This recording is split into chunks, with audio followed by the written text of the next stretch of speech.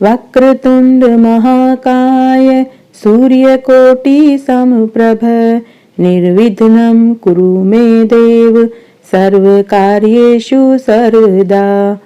वक्रतुंड महाकाय सूर्यकोटि समप्रभ निर्विघ्नं कुरु मे देव सर्वकार्येषु सर्वदा।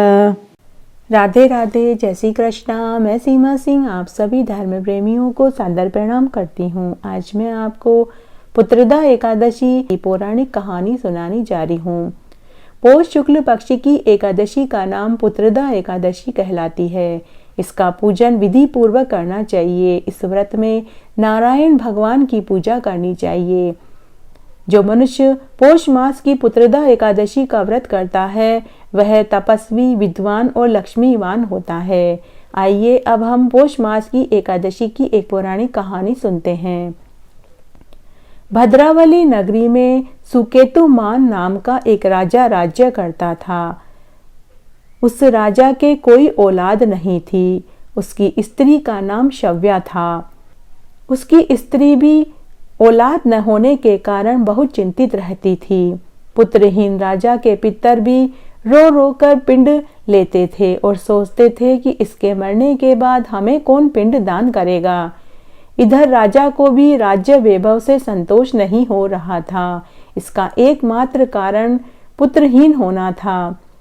वह विचार करता कि मेरे मरने पर कौन मुझे पिंड दान करेगा, कौन मुझे कंधा देगा, कौन मेरी अंतिम क्रिया करेगा और कौन मेरे बाद इस राज्य का उत्तराधिकारी होगा।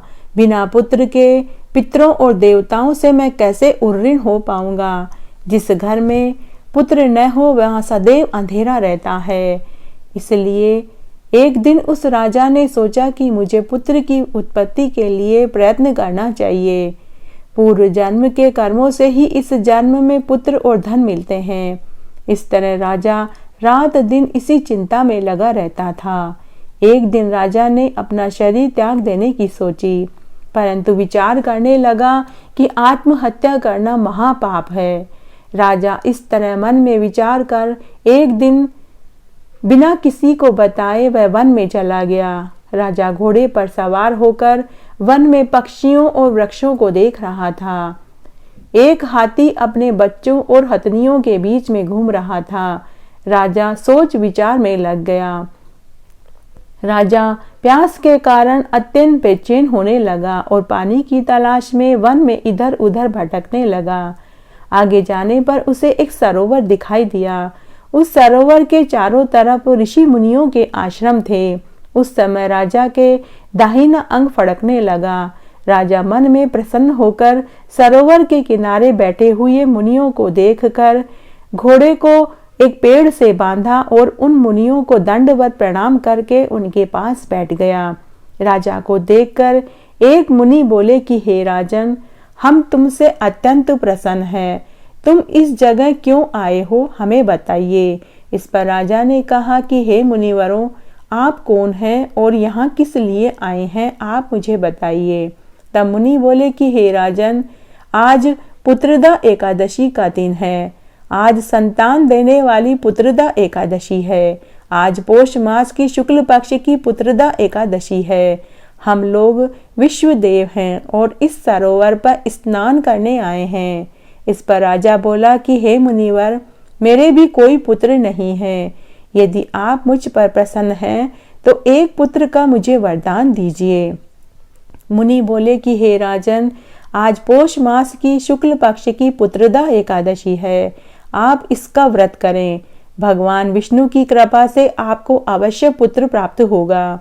मुनि के वचनों को सुनकर राजा ने एकादशी का व्रत किया और द्वादशी को पारायण किया और मुनियों को प्रणाम करके वह अपने महल में वापस आ गया। कुछ ही समय बाद रानी को गर्भ ठहर गया और 9 महीने बाद राजा को एक पुत्र रत्न की प्राप्ति हुई। वह राजकुमार बहुत ही वीर, धनवान, यशस्वी और प्रजापालक हुआ। जो मनुष्य पौष मास की शुक्ल पक्ष को पुत्रदा एकादशी का व्रत करता है, पुत्रदा एकादशी का व्रत धारण करता है और इस महात्म्य का श्रवण करता है, उन्हें बैकुंठ का वास मिलता है। इस तरह आज मैंने आपको पुत्रदा एकादशी की व्रत कथा सुनाई। आशा करती हूँ यह आपको जरूर पसंद आएगी। मेरे साथ बने रहने के लिए आपका धन्यवाद। आगे की कथा कहानी के लिए भी आप इसी तरह मेरे साथ बने रहें।